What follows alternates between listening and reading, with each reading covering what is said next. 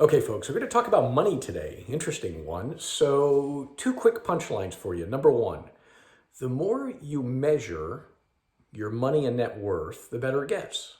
You get what you measure, the more frequently you measure it, the better it gets. So, why aren't you tracking your money? Why aren't you keeping a spreadsheet with assets and liabilities, like, for example, cash in the bank, how much money we have in this investment, or market value of the home, and then your liabilities, pay off on credit card debts, if you have an IRS debt, or if you have payoff on the house, and tracking those and updating those numbers every month, because the more frequently you measure it, the better it gets.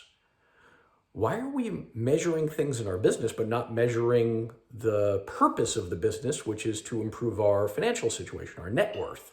What's the purpose of owning a business and working so hard to go from 3 widgets to 6 widgets to 15 widgets, and then you still don't have a pot to piss in because you've just been spending that money or whatever, right? So my recommendation is if you start tracking your assets and liabilities, right? Number one, it'll get better, and number two, it'll take the edge off your business. The people that I coach, many, if not most, of the high-end producers track their private and personal money and wealth with me. Is that crazy? And because we spend time on that, we usually start our calls with that. Then what happens is, the details in their business don't bother them as much. I just spent 2 coaching calls just this morning with people who are both, venting basically about sort of little stimuli in their business, if you will, right? Little issues and stuff. And then I have to remind them that their business is, oh, by the way, one of them is so far this year 138% ahead of last year's pace. And the other one is something like, let's see if I have the math right, about 400% better than last year's pace. I'm not exaggerating those numbers. And yet they're both spending their coaching time venting with me about little things. You know why? Because we're not looking at the big picture. And the big picture also involves money. Real quick, how to invest. At a time like this, the real estate market's high, equities are high, stocks are high. I have some friends that have actually sold everything and cashed out, and they've gotten liquid.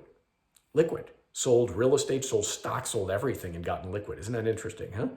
Now, you can do that or not. You have basically 2 strategies with investing in money. Number one, buy and hold, which is the Warren Buffett strategy. If you just keep things for the long term, if you're betting on America, they get higher, okay? The second strategy is to try to time the market and buy when the market's low and sell when the market's high, which nobody ever does well or perfectly. But you can still try. So if you think real estate and equities are high now, which most people would agree with, and you sell now, don't get bent out of shape if it goes further or higher and then goes down later or whatever. Just, you can't try to, nobody's good at timing the market. But most people will argue, at least at the time of this video, that equities and real estate are high. So when do you buy stuff? You buy when the market's way down. Now, I've got some flippers that I coach that flip homes, and they're excited to buy right now, even the market's high, and they know it's high because stuff's selling so fast. There's some risk there, of course. But in any event, you've got a buy and hold strategy or try to time the market, which is not an easy thing to do. Either one's okay. But why not focus on building your agenda, your net worth, your family's wealth, that kind of thing? It's probably better off. In any event, hope this was helpful for today. In any which way, don't hesitate to reach out to me if any of this content is interesting to you or if you want to kind of chat on that privately.